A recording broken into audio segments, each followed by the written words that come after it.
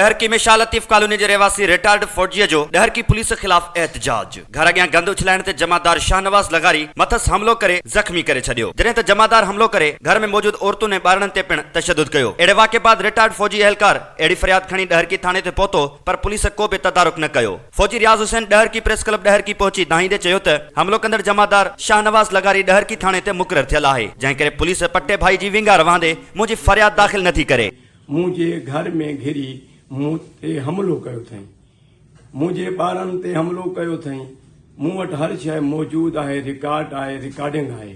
उन खां पोइ असां एतकी SHO ॾे विया आहियूं, असांजी न ॿुधी अथई। ख़ुदा कारण असांखे इंसाफ़ मिलियो वञे। हुन चयो त आर्मी नोटिस वठी मूंसां नाइंसाफ़ी कंदड़ डहरकी पुलिस ऐं जमादार शाहनवाज लगारी खिलाफ़ कार्रवाई कई वञे। हसन शहर डहरकी।